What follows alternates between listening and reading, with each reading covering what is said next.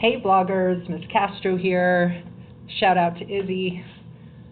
Today in class we looked at what happens when you have a distribution that has more dots on one side than on the other, or is symmetric. And what we noticed is that the mean and the median can either be lined up at the same spot or they might be separated from each other. So wanted to go ahead and give you these notes so that you never forget what we discovered in class today. So notice the first two examples. It says the distributions are symmetrical. So symmetrical, that means that you could fold them in half, right? So if I put a line right down the middle here, the left side and the right side, if I were to fold them in half, they could match up. So it's like a mirror image. Okay, so the two sides are mirror images of each other. Oops, my book just fell. Same thing with this one. If I put a line right down the middle, the two sides are mirror images of each other. That is symmetrical. So when the distribution is symmetrical, you could just fold that graph in half. So this could be made of dots, like this could be a dot plot. It could be from a histogram. Basically what they're doing is they're just attaching the tops of all the histogram bars together to make this curve, or the tops of all the dot plot, from the dot plot to make this curve. Okay, so if you're looking at the tops of your dots or the top of your histogram, and it makes this shape, we say it's symmetrical. And what happens here is the mean and the median are basically the same. So there might be a little bit of variation, like say one side's a little bit different than the other side, but if it's mostly symmetrical, the mean and the median are going to be the same, okay? Because in the real world, when you're collecting data, it's never quite perfectly symmetrical, but as long as it's reasonably symmetrical, the mean and the median are going to be approximately the same. And then if somebody asks you, what's the measure of center, you could use either the mean or the median to represent that data.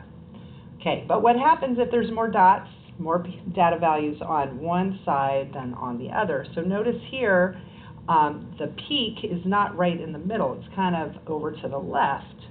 What happens here is that the median is to the left of the mean. See how there's the shape of this is kind of leaning to the left.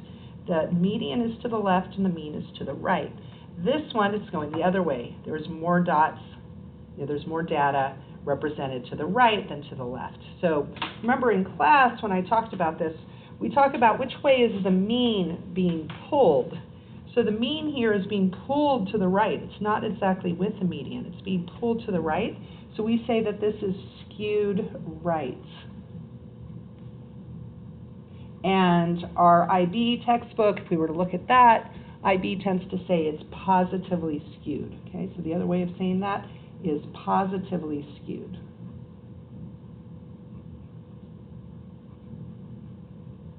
So it's a little counterintuitive because it looks like it's leaning left, but that actually means it's skewed to the right. Because when we're talking about skew, we're talking about where is the mean in relationship to the median.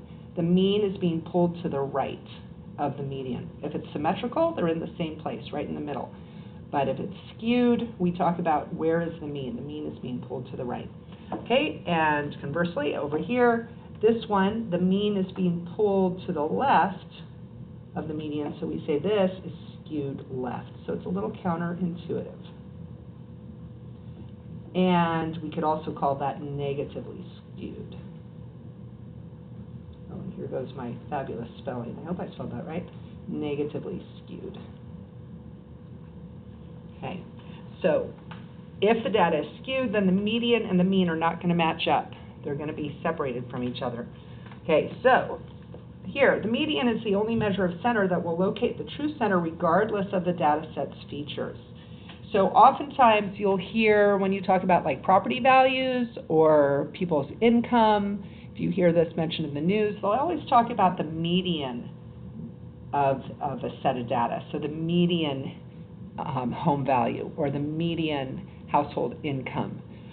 Because if you have like one really, really, really expensive house in a neighborhood, that's going to throw off the mean. It's going to skew the mean towards the expensive side when maybe the rest of the houses really aren't that expensive.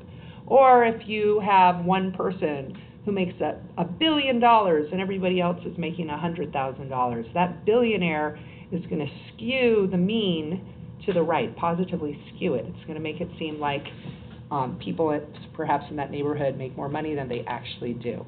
Okay, so the median, though, is a pretty foolproof measure. So oftentimes in the news, you'll hear people talking about the median when they're talking about the average, like, household income, or the average home price, or the average, I don't know, can't think of anything else right now. Okay, so median is oftentimes used rather than mean, because the mean can be skewed by one real large or one real small value.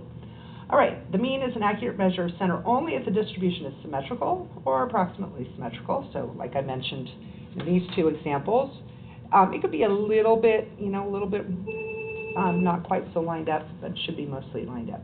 All right, now my phone, of course, is ringing, so I'm not going to say anything else here. I'm going to take a break so I can go answer my phone.